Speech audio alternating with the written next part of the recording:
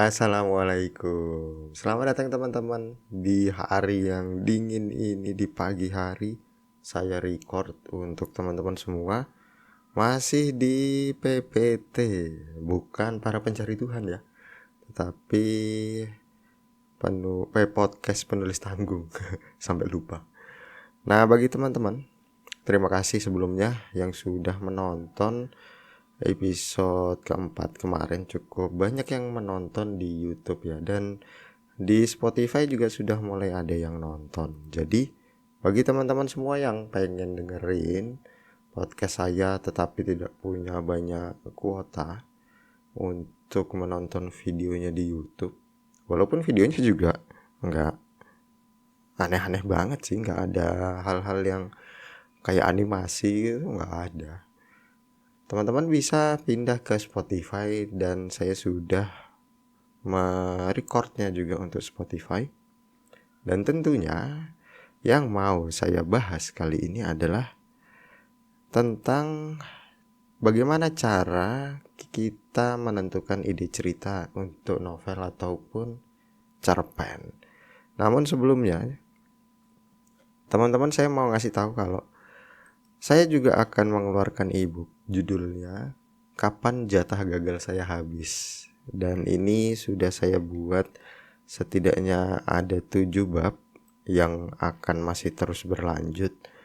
Dan tentunya ini berbeda dengan buku-buku motivasi yang sering kamu baca lah, karena saya juga terlalu sering membaca buku motivasi dan tidak menarik ya, karena terlalu teori. Saya akan mencobanya membuat menjadi praktek, yang mana teman-teman nantinya bersama saya di ebook tersebut mencoba mempraktekkan sesuatu untuk membesarkan hati teman-teman semua agar tidak lagi takut dengan kegagalan. Nah, itu penting tuh. Oke, kita langsung saja masuk ke pembahasan yang akan kita bahas, bagaimana menentukan ide cerita.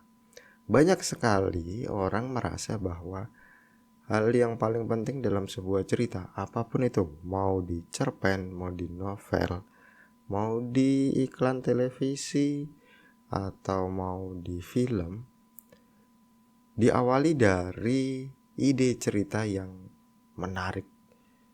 Jadi ide cerita ini sebisa mungkin original, sebisa mungkin tidak pernah didengar, sebisa mungkin seperti wahyu yang turun dari langit. Sayangnya tidak seperti itu. Karena sekali lagi, sebuah ide hanyalah akan menjadi sebuah ide semata dan tidak akan pernah menjadi aksi nyata kalau memang tidak dibuat menjadi aksi nyata atau tidak dibuat dengan sungguh-sungguh, dengan maksimal. Ibaratnya nih, kalau kamu sadar ada 2 film horor, yang satu film horornya dibuat dengan budget atau dengan harga 10 miliar, yang satunya dibuat dengan harga 100 juta. Pasti kan berbeda, walaupun idenya sama gitu loh. Idenya cerita tentang anak remaja yang berpetualang di sekolah hantu yang dia masuki sekarang, atau yang dia sekolahi sekarang, gimana sih bahasanya. Yang penting yang dia itu sekolah di sana sekarang.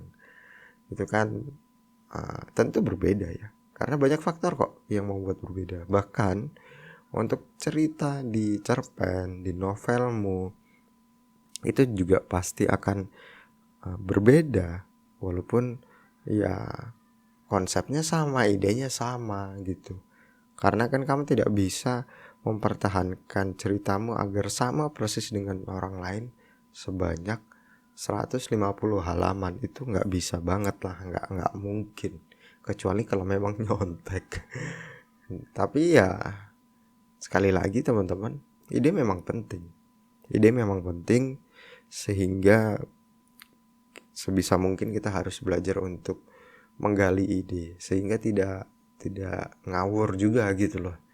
Tidak, oh ya udah, yang penting idenya kayak gini aja, kan nggak ngawur. Seperti Kalau kamu lihat sinetron stripping yang ada di televisi, yang disiarkan di mana itu, Indosiar, RCTI, itu kan mau tidak mau mereka terus-menerus menggali ide setiap hari, yang semestinya idenya itu bisa berkualitas, tetapi hasilnya ya seperti itu gitu loh.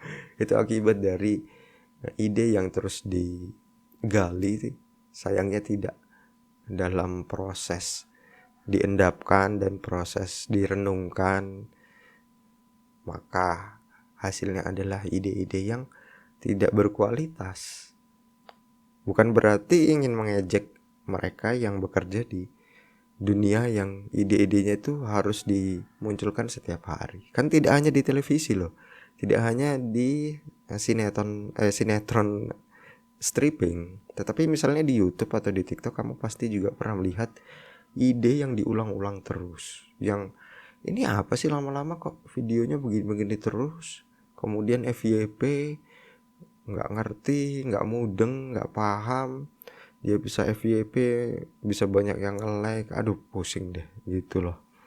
Ya sama sebenarnya, karena manusia kan berpola, sehingga manusia itu selalu mencari hal-hal yang kalau sudah dia sukai ya sebisa mungkin dia akan terus di sana sampai dia mendapatkan hal yang disukai yang baru gitu. Jadi nggak heran kalau kamu bertanya-tanya kenapa sinetron kita ada strippingnya setiap hari. Ya yang suka ibu-ibu dan mereka setia menonton gitu loh. Kalau kita mungkin nggak menonton ya bukan berarti kita tidak ada yang kita yang tidak ada yang tidak kita sukai. Ambil contoh ya soal video TikTok yang FYP itu. Banyak kok. Ada orang yang pakai filter. Ini bukan mau menyinggung orang lain ya, tetapi ada orang yang mau pakai filter, setiap videonya pakai filter gitu-gitu aja. Disukai videonya, mendapatkan berapa puluh ribu likes begitu terus. Walaupun memang yang diceritakan berbeda, tetapi konsepnya itu aja. Ya wajar aja gitu loh. Akhirnya kita suka, kita tetap ada di sana sampai orang-orang merasa kayaknya harus kita ganti trennya. Nah, untuk mendapatkan ide menulis, baik untuk novel maupun untuk cerpen, ada setidaknya kalau sudah saya rangkum ini 10 cara. Nah, kita akan coba membacakan satu-satu ya, dan kita akan coba bedah satu-satu. Yang pertama adalah observasi dan pengalaman pribadi. Jadi teman-teman, kalau kamu ingin menulis, yang paling mudah memang adalah perhatikan dulu apa yang ada di sekitarmu. Dan bisa jadi itu merupakan pengalaman pribadimu. Ambil contoh, ada pada waktu di Yogyakarta pada tahun 2006 itu kan terjadi gempa besar.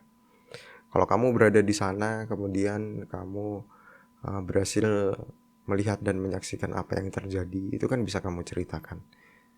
Dan itu termasuk pengalaman pribadi yang luar biasa, dan tidak semua orang bisa mengalaminya, dan tidak semua orang bisa menuliskannya, ataupun tidak semua orang bisa kuat untuk menceritakan hal itu kepada orang lain gitu loh. Dan itu penting. Bahkan kalau kamu tahu, setiap orang itu punya keunikannya sendiri-sendiri, pengalaman yang walaupun terkesan mirip, tetap saja tidak sama. Ambil contoh, pengalaman orang yang dia diterima dan tidak diterima pada saat melamar pekerjaan, itu kan sebenarnya ceritanya akan begitu-begitu saja. Diterima karena apa, tidak diterima karena apa. Tetapi akan selalu ada orang yang mendengarkan cerita-cerita seperti itu karena mereka mencari kesamaan atau relate ya.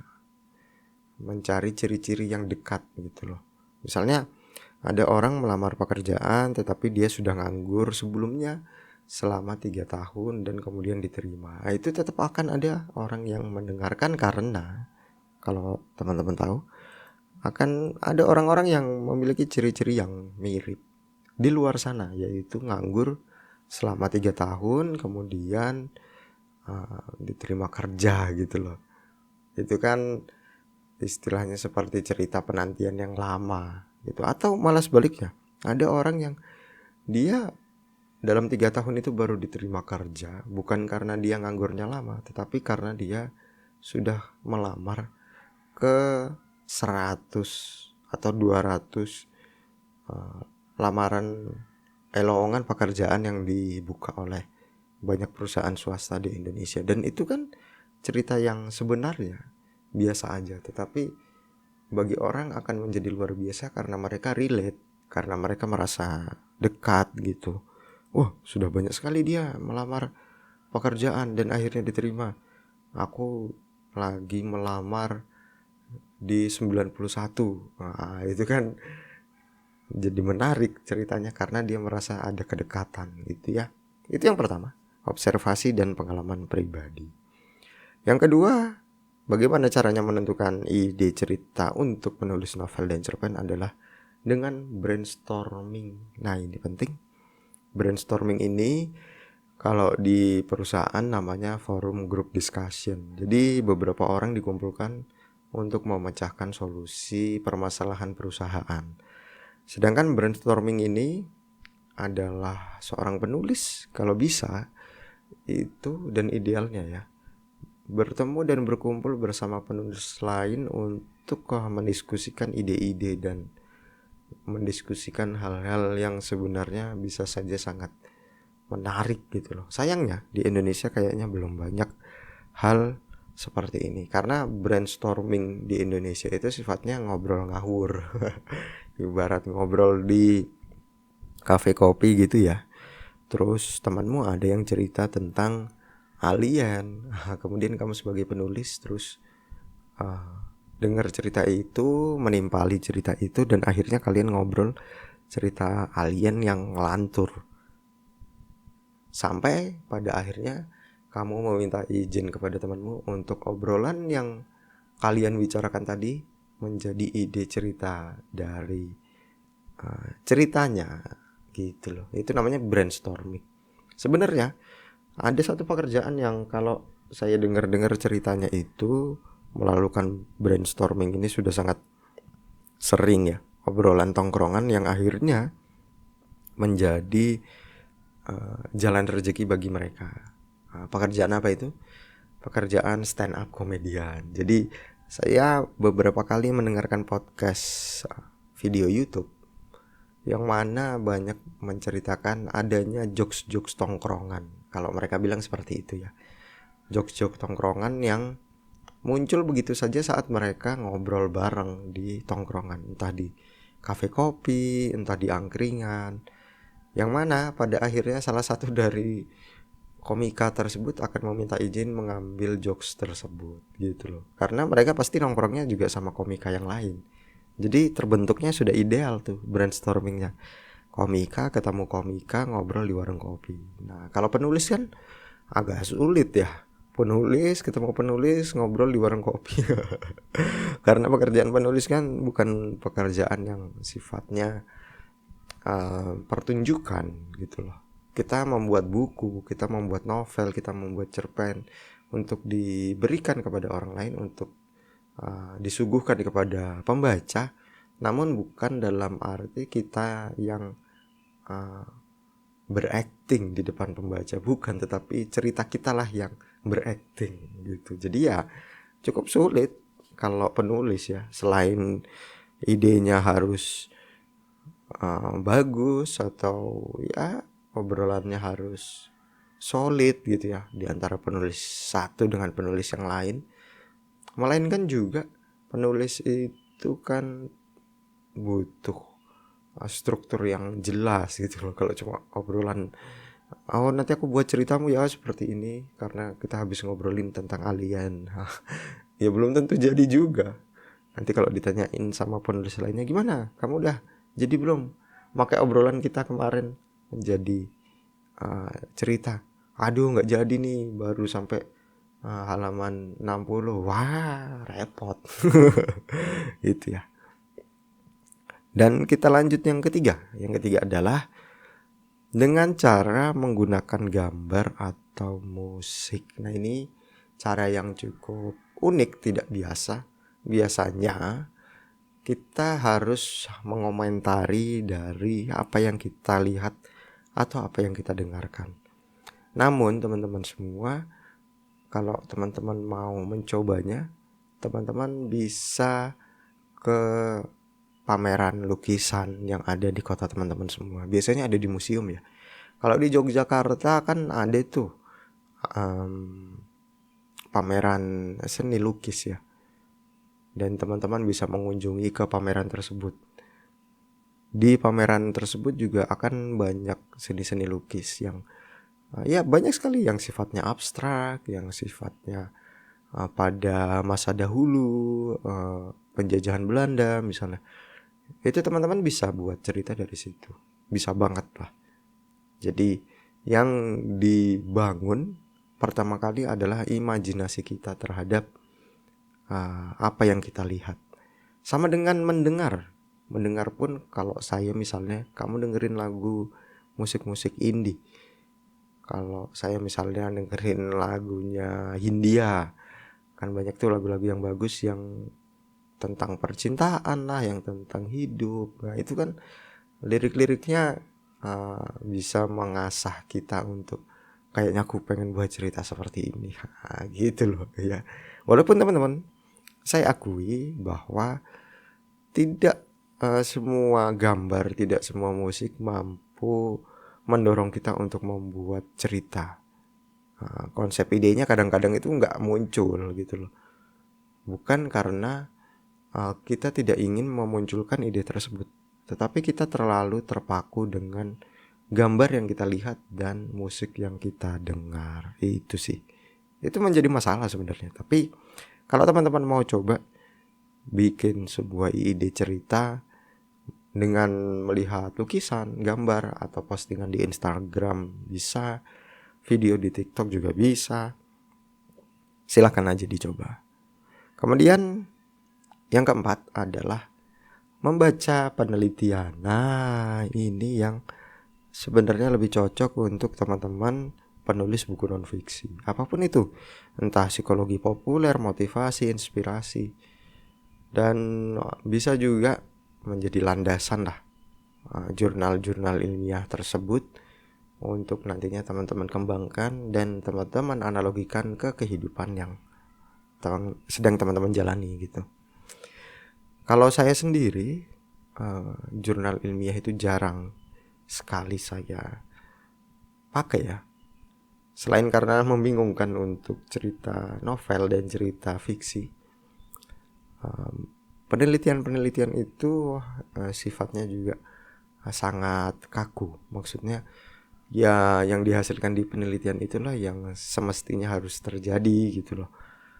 Bukan sesuatu yang sifatnya liar dan imajinatif. Misalnya aja kamu ingin buat cerita tentang pintu kemana saja. Itu kan belum tentu ada jurnal ilmiahnya gitu loh. Atau tentang baling-baling bambunya Doraemon. Yang ada tentunya biasanya kalau saya adalah dengan membaca penelitian tersebut kemudian mencoba membalikkan apa yang ada di penelitian tersebut. Bisa membalikkannya itu menjadi lebih kecil, lebih besar, ataupun ya terbalik aja. Ambil contoh nih. Kalau kamu tahu tentang gravitasi kan itu proses di mana bumi itu menarik kita sehingga kita itu tidak lompat kemana-mana gitu kan. Nah sekarang itu kan merupakan hasil dari penelitian yang cukup lama dan cukup panjang dan sudah diakui oleh semua fisikawan di dunia, bahkan sudah membantu di dalam kehidupan kita. Pertanyaan selanjutnya adalah bagaimana kalau gravitasi itu kita balikkan aja. Misalnya di bumi tidak ada gravitasi. Nah, itu loh. Tetapi kalau teman-teman menggunakan konsep tersebut, teman-teman jadinya bukan menggunakan penelitian sebagai sumber ide untuk menulis novel dan cerpen, tetapi menggunakan metode what if. Dan metode what if akan saya jelaskan nanti gitu. Dan bukan di metode penelitian. Namun kalau kamu pengen benar-benar cobalah ya, metode penelitian apa sih yang sekiranya menarik untuk bisa dijadikan cerita.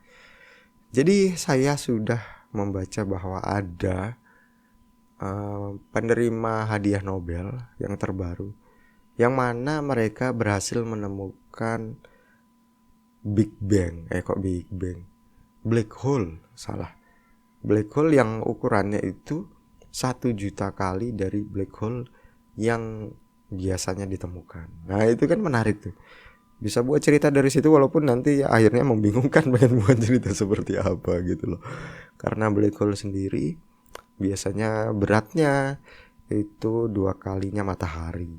Jadi kalau ada bintang atau seperti planet yang bersinar seperti matahari gitu ya, itu meledak, nah itu untuk menjadi black hole dia harus punya berat 2 kali lipat dari, minimal lah 2 kali lipat dari berat bumi itu sendiri, yang akhirnya menjadi black hole. Nah ini malah ditemukan black hole yang besarnya itu 1 juta kali. Nah itu kan besar sekali.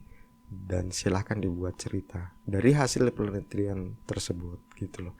Mau dibuat fiksi yang aneh sekalipun juga gak masalah kan, gak masalah.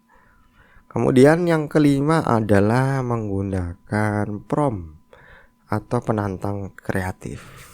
Gunakan prompt penulis seperti kalimat awal atau pertanyaan untuk memulai ide cerita. Membuat prompt ini biasanya kita menggunakan kata-kata kunci. Misalnya saja kata-kata mobil gitu ya. Buatlah cerita dengan kata mobil. Nah, itu kan sebuah tantangan atau prompt ya. Jadi teman-teman bisa menggunakan itu. Bahkan kalau bagi saya sendiri untuk cerpen saya selalu menggunakan cara itu ya. 3 kata kunci. Nah, ini diajarkan oleh A.S. Laksana. Saya gunakan kata mobil, saya tuliskan untuk paragraf pertama. Paragraf kedua misalnya kunci gitu ya. Kemudian paragraf ketiganya sepatu. Nah, gitu loh. Ceritanya pasti menarik kok, jelas. Luar biasa menarik karena tidak tertebak. Saya sendiri sebagai penulis tidak tertebak cerita-cerita yang menggunakan tantangan prompt tersebut gitu loh. Kemudian yang keenam yaitu mengamati hubungan manusia. Nah, maksudnya gimana nih? Maksudnya seperti ini teman-teman. Tidak jarang kita itu ada teman yang suka curhat lah tentang kehidupannya dia, tentang keluarganya yang broken home, tentang hubungannya dia dengan pacarnya yang berantakan, dan itu bisa dijadikan cerita. Menjadikan ceritanya adalah bukan mengambil cerita mereka mentah-mentah, tetapi kita memahami bahwa hubungan manusia itu yang terpenting adalah responnya terhadap suatu masalah. Karena kan hubungan percintaan misalnya antara cowok dan cewek itu kan hubungan yang saling merespon satu sama lain gitu ya. Jadi kalau ceweknya ngambek misalnya, gimana respon cowoknya, dan kalian mendengarkan itu dari teman baik kalian, dan hubungan antara mereka bisa dijadikan ide sebuah cerita untuk menulis novel maupun menulis cerpen gitu loh. Jadi bisa sangat menarik. Dan tentunya metode ini memiliki kelemahan adalah kalau kalian tidak ngobrol dulu bahwa kalian pengen membuat cerita dari hubungan antara manusia itu, kadang-kadang orang mudah tersinggung gitu loh. Mudah untuk, ini kan cerita tentangku gitu loh. Kalau temanmu baca di novelmu yang sudah jadi, sedangkan kamu bisa berdalih, lah emangnya yang punya hubungan cinta itu cuma kamu. Wah, ya tentu saja sebisa mungkin tidak meniru atau mengambil mentah-mentah dari cerita atau curhatan temanmu itu ya. Yang ketujuh, yang ketujuh ini yang menarik. Yang ketujuh adalah what if. Nah, saya selalu menggunakan ini ya. Selain sebelumnya saya menggunakan prom atau penantang kreatif, saya menggunakan what if. What if itu bagaimana jika, atau apa yang terjadi jika. Nah, itu yang lebih presisi ya. Apa yang terjadi jika? Nah, itu yang lebih presisi dari what if. Yang mana teman-teman bisa menggunakannya seliar mungkin, sebebas mungkin. Dan juga biasanya yang muncul adalah ide-ide paling konyol yang ada di dalam pikiran teman-teman semua. Ide yang paling konyol ini misalnya apa yang terjadi jika manusia dapat terbang? Coba, apa yang terjadi? Konyol kan? Konyol banget, karena ya kita menjadi seenaknya saja gitu loh. Dan rumah-rumah bakal tidak ada yang sifatnya terbuka gitu loh. Halaman belakang terbuka walaupun cuma ditutupi dinding gitu ya. Nggak akan ada lagi seperti itu, karena semua manusia bisa terbang. Semua manusia bisa masuk ke halaman belakang rumah orang. Entah itu untuk ngambil mangga, entah itu untuk tindakan kriminal yang lain. Ya kan, jadi nggak nyambung tuh dan jadi konyol. Namun jadi sangat kreatif dan brilian, karena kalau ada metode seperti itu atau ada cerita seperti itu, apa yang terjadi jika manusia dapat terbang, maka akan ada antitesanya gitu loh. Apa yang terjadi jika manusia yang terbang itu mendapatkan antitesanya atau mendapatkan tekanan dari orang-orang yang menginginkan manusia tidak dapat terbang gitu loh. Nah, itu kan menarik. Bisa saja akan banyak polisi patroli. Itu kan penting. Polisi patroli hampir di semua wilayah dengan berjalan kaki dan memiliki tembakan stun gun, sehingga siapapun yang terbang dan terbangnya itu melanggar batas, misalnya ya masuk ke halaman rumah orang ataupun misalnya ngambil mangga orang gitu ya, mereka akan ditembak di tempat. Nah, itu kan menjadi cerita-cerita yang menarik gitu loh, dan bisa teman-teman buat. Silakan teman-teman coba buat apa yang terjadi jika. Itu adalah metode what if ya. Saya ambil contoh lagi deh. Kalau misalnya nih ada hewan yang bisa bicara, maka what if-nya kan apa yang terjadi jika hewan bisa bicara. Nah, apa yang terjadi jika kucingmu bisa bicara? Apa yang akan kamu obrolin pertama kali? Apa pertanyaan pertama kali yang akan kamu tanyakan ke kucingmu? Ini cerita menarik, dan cerita ini sangat biasa namun tetap sangat menarik sekali lagi ya. Karena akan ada novel-novel atau cerita-cerita pendek seseorang yang bisa bicara dengan binatang. Biasanya juga cerita-cerita seperti ini itu jatuhnya nanti ke fabel atau cerita anak-anak, sehingga cerita anak-anak menjadi lebih menarik kan kalau dia menceritakan tentang kancil yang bisa bicara, kelinci yang bisa bicara gitu loh. Namun ada juga beberapa cerita yang mana itu tidak selalu anak-anak banget lah. Misalnya Frozen itu kan ada manusia salju yang bisa bicara gitu loh. Jadi di dalam cerita ada ide cerita lainnya gitu, dan itu sangat menarik lah, dan teman-teman bisa coba itu ya. Kemudian yang ke-8 ini yang menarik adalah merenung dan bermeditasi. Biasanya sih kalau penulis itu saat lagi buang air besar. Saya juga kadang-kadang sering begitu, buang air besar, kemudian merasa kalau nah ini nih ide cerita yang menarik nih, ini nih muncul begitu aja dan harus ditangkap ceritanya. Kita udah nggak bisa mikirin yang lain, hanya memikirkan itu aja gitu loh. Dan itu bisa dijadikan pola seperti pola kesuksesan, pola kegagalan, dan pola mendapatkan ide adalah dengan sering-sering bermeditasi ataupun sering-sering buang air besar dan berpikir. Kadang nih yang namanya juga orang buang air besar atau orang bermeditasi kan pengennya ngelamun gitu aja. Jadi Tidak melulu selalu ada cerita yang muncul gitu loh. Jadi ngelamun ya ngelamun aja gitu. Dan yang ke-9 yaitu menggunakan teknik struktur. Nah, teknik struktur ini ada 2 yang umum, yaitu hero journey, kemudian 3x struktur. Hero journey ini kamu mencoba menjadi karakter utama atau tokoh utama.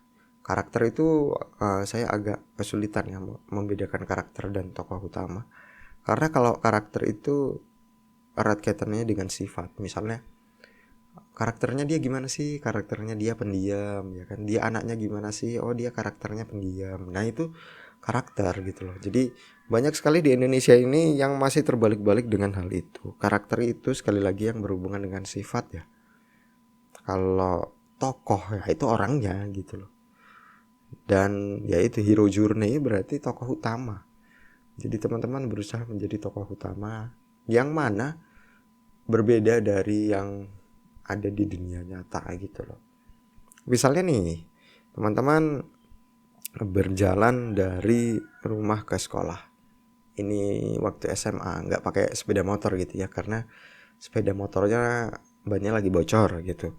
Itu kan the hero journey. Dan apa yang bisa teman-teman pikirkan perjalanan dari rumah ke sekolah? Apa tantangannya? Entahkah muncul alien, entahkah muncul meteor, entahkah tiba-tiba jalan yang teman-teman tempuh itu berbeda, teman-teman masuk kota Saranjana misalnya. Nah, itu kan menarik banget tuh. Dan silakan dibuat itu the hero journey-nya itu seperti itu. Perjalanan dari tokoh utama. Kemudian 3x struktur itu seperti struktur 3 babak. Ada pendahuluan, ada klimaks, dan anti klimaks atau resolusi. Pendahuluannya apa? Misalnya teman-teman adalah orang yang sangat suka berangkat pagi ke sekolah sebelum jam 7 atau berangkat pagi-pagi banget lah, jam 6 gitu. Sekolah belum ada orang gitu ya. Kemudian klimaknya adalah ternyata di tengah perjalanan. Nah, itu menarik. Ternyata di tengah perjalanan teman-teman bertemu alien dan harus teman-teman mengalahkan alien-alien tersebut dengan ilmu bela diri yang teman-teman tonton dari video semalam, yaitu video Stephen Chow dan Jackie Chan. Kemudian resolusinya ternyata teman-teman kalah dan diculik alien. Itu kan menarik. Kemudian buat lagi tuh 3 struktur baru ya kan. Ternyata di pesawat alien teman-teman mulai terbiasa dengan apa yang disuguhkan kepada alien-alien tersebut, karena ternyata alien-alien tersebut itu butuh teman, butuh mempelajari manusia, tetapi lebih banyak butuh teman untuk bermain permainan khas Indonesia, catur, halma, ular tangga. Nah, itu kan jadi menarik. Kemudian ternyata klimaks ya, sebelumnya teman-teman kalah nih bela diri dengan para alien. Ternyata di permainan-permainan khas di bumi gitu ya, itu teman-teman memenangkannya. Yang membuat akhirnya aliennya jadi marah. Anti klimaknya gimana? Akhirnya teman-teman malah masukkan ke penjara dan dikirim ke planet asal alien loh. Ceritanya malah menjadi semakin rumit dan jadi semakin menarik gitu loh. Dan itu kan ide. Dan teman-teman bisa pakai ide saya tersebut kalau teman-teman pengen bikin cerita tentang perjalanan ke sekolah yang bertemu alien, ya kan? Nggak masalah, karena idenya sekali lagi bisa sama, idenya sekali lagi bisa mirip, eksekusinya pasti berbeda. Dan bukan berarti yang mencetuskan ide adalah mereka yang lebih layak untuk mendapatkan yang lebih baik ceritanya. Tidak seperti itu. Dunia tidak bekerja seperti itu.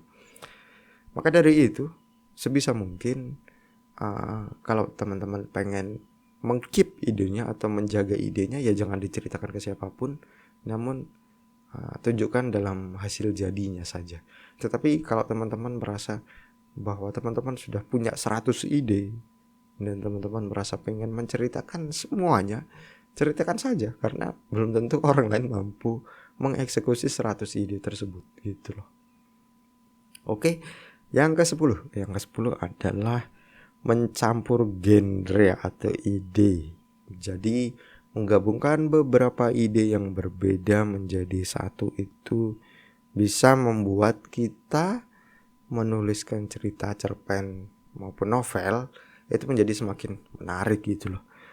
Dan misalnya nih, contohnya adalah adanya ide fantasi dan cerita detektif. Nah, itu kan menarik ya. Atau teman-teman bisa membuat cerita dua gabungan masa lalu dan masa depan yang bertemu. Saya pernah membaca komik yang saya lupa judulnya karena chapternya juga belum banyak, bahwa ada sekelompok orang di kerajaan yang bisa sihir itu kalah gitu dengan iblis, dengan monster gitu loh. Mereka adalah para pahlawan yang akhirnya kalah, banyak yang mati. Kemudian mereka berharap adanya pertolongan dari orang lain, dari bangsa lain yang di luar dari bangsa sihir.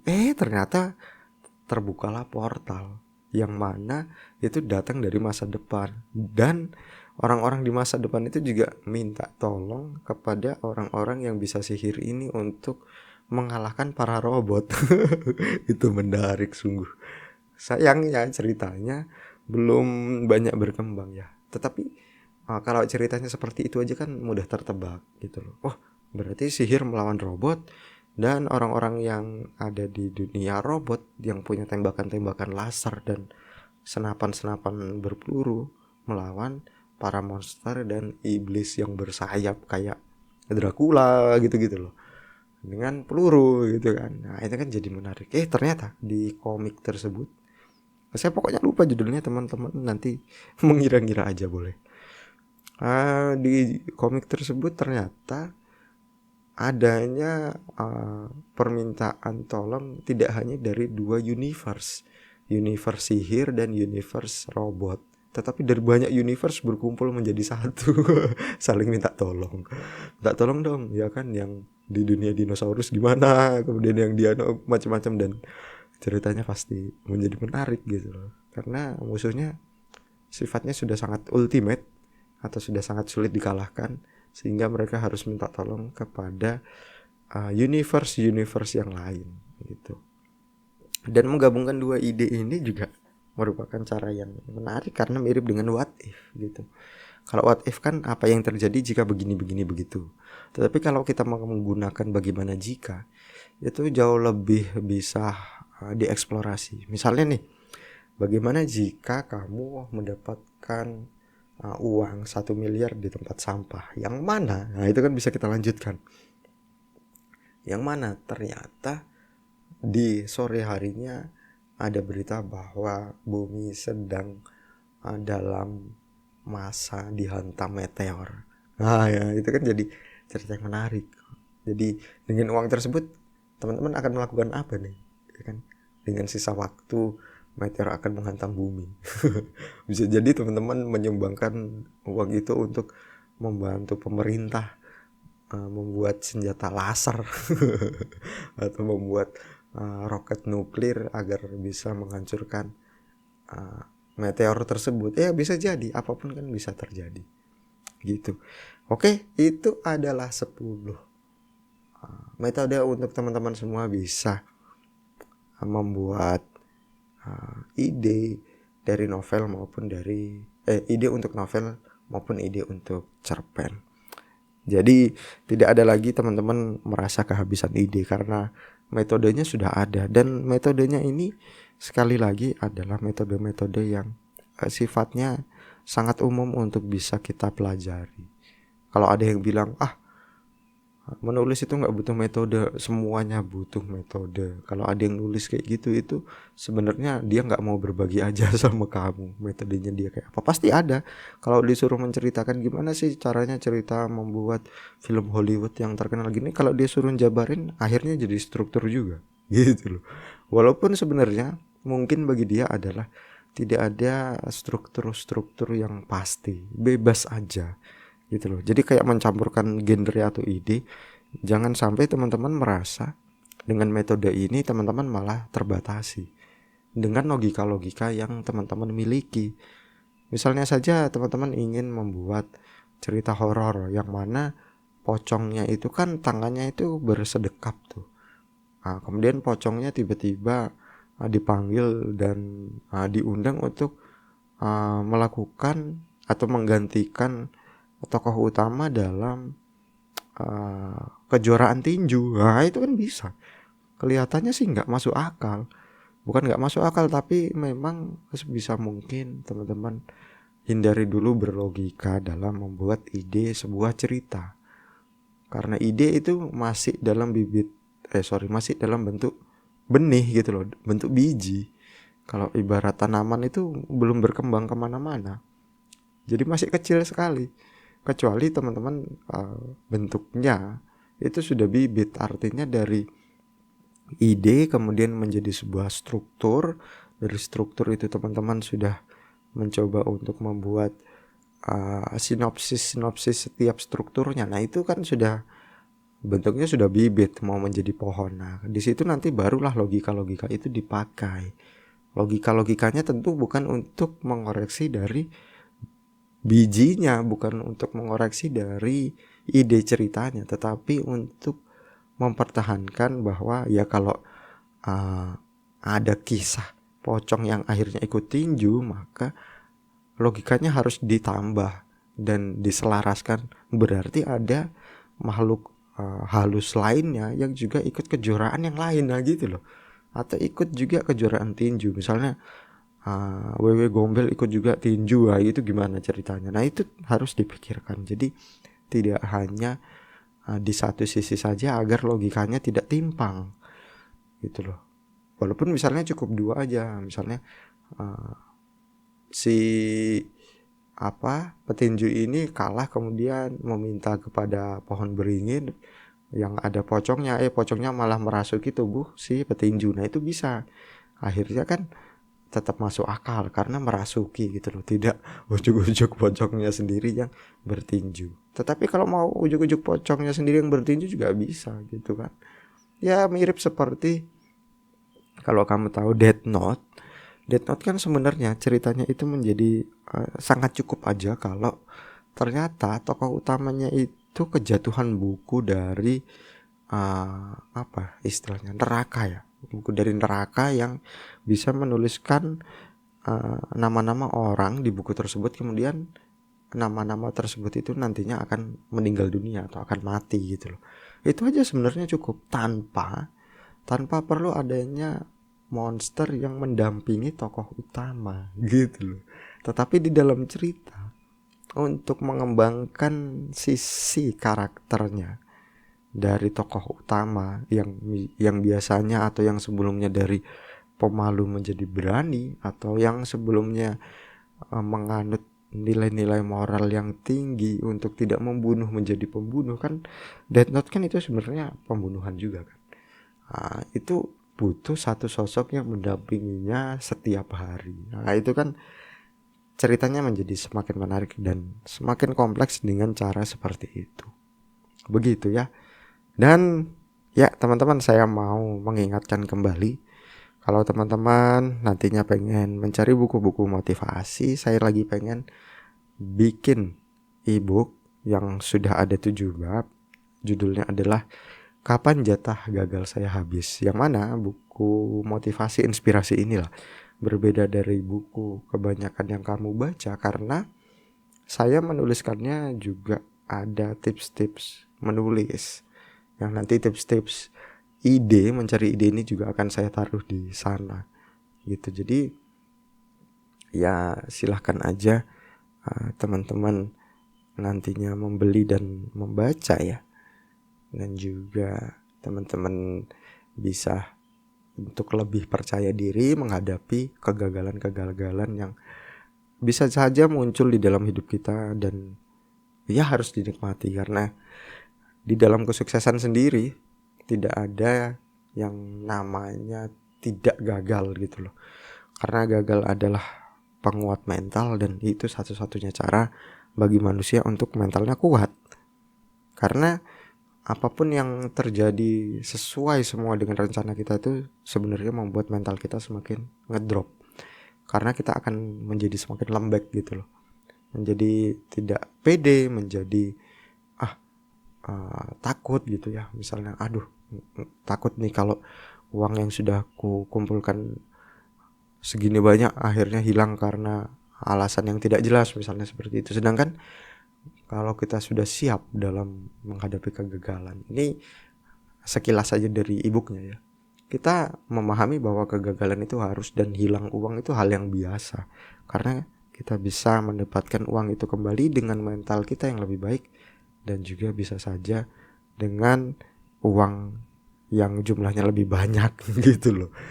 Jadi ya teman-teman sebisa mungkin lah ya, agar menjadikan kegagalan itu teman dalam kehidupan sehari-hari layaknya siang dan malam. Nah, kalau siang adalah kesuksesan, maka malam adalah kegagalan, yang mana mereka berdua layaknya saudara kandung di dalam kehidupan kita yang tidak bisa kita pisahkan. Gitu. Itu sekilas tentang ebook saya, dan kalau sudah jadi nanti saya kasih tahu juga melalui podcast saya ya.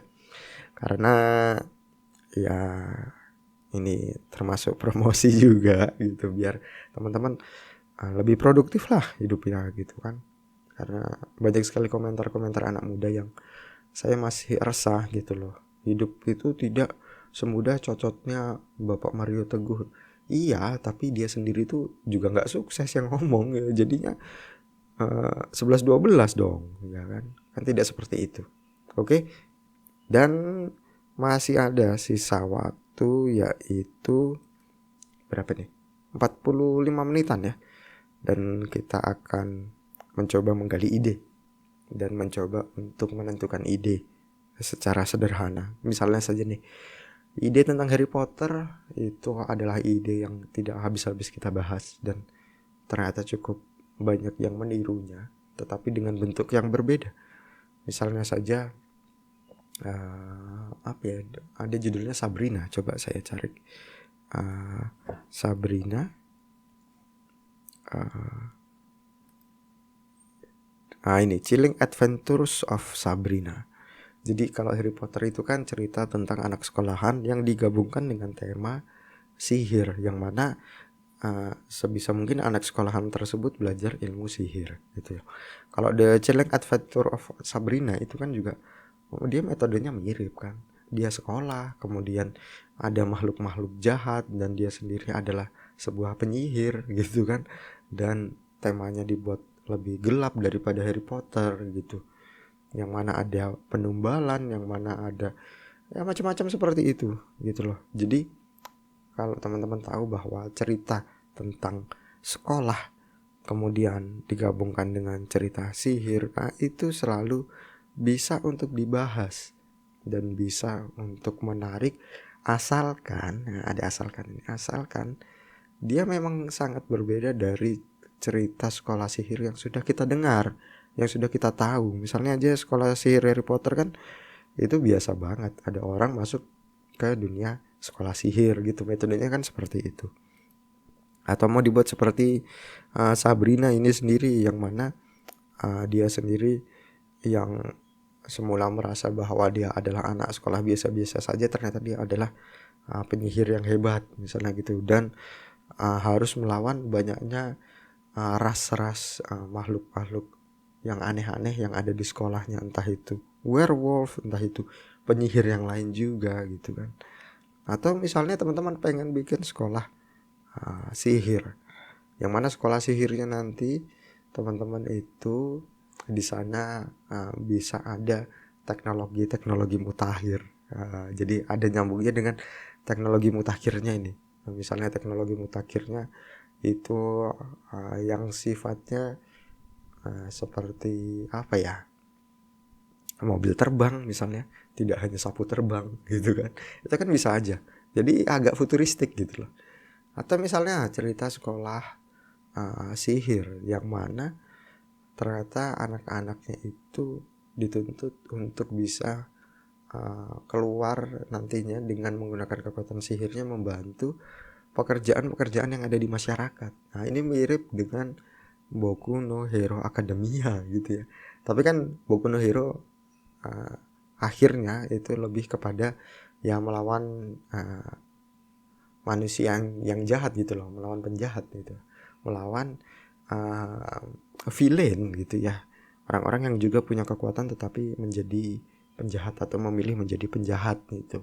Sedangkan misalnya kalau cerita sihir atau cerita sekolah sihir yang teman-teman pengen buat, yang mana nantinya anak-anak sekolah sihir ini keluar dan membantu banyak sekali warga sekitar gitu kan ya. Misalnya aja ada bapak-bapak yang tugasnya itu untuk memotong pohon gitu ya, nanti dia sendiri adalah punya kekuatan sihir untuk bisa menciptakan gergaji dari angin, misalnya kan kayak gitu, kemudian menggergaji pohon tersebut dan membantu bapak-bapak tersebut. Kan bisa saja seperti itu, walaupun ya nanti ke depannya kayak apa kok ceritanya kayak gitu, ya itu silahkan dipikirkan sendiri, silahkan dieksplorasi sendiri. Karena sekali lagi bermain dengan ide itu sangat menarik, dan jangan takut ide itu untuk nantinya dicuri. Toh ide bisa kita latih untuk bisa kita keluarkan 100 ide dalam sehari, itu bisa banget. Asalkan 10 metode tadi teman-teman benar-benar tahu, dan silahkan didengarkan ulang dan coba gitu loh. Coba what if bagaimana? Coba dengan penantang kreatif menggunakan satu kata, ya kan, satu kata ajaibnya apa? Misalnya juga dengan observasi, pengalaman diri sendiri, atau dengan cerita orang lain yang bisa kita spin off atau bisa kita putar balikkan bagaimana caranya. Apapun itu ya, silakan teman-teman gunakan dan silakan teman-teman pakai untuk membuat cerita-cerita novel dan cerpen yang menarik. Mungkin itu sudah hampir 1 jam saya menemani teman-teman semua. Dan sekali lagi, kalau teman-teman ada pertanyaan tentang seputar kepenulisan, bisa langsung di YouTube ya, karena saya sampai sekarang masih belum melihat. Saya butuh email untuk menampung pertanyaan teman-teman semua. Dan ya jumlah yang nonton juga masih sedikit, walaupun sudah ada yang nonton. Saya ucapkan banyak terima kasih kepada teman-teman yang udah nonton di YouTube ataupun yang sudah mendengarkan di Spotify. Di Spotify sudah mulai ada nih yang dengerin nih. Semoga semakin banyak ya. Udah itu aja. Kita ketemu di video PPT selanjutnya, podcast penulis tanggung. Assalamualaikum.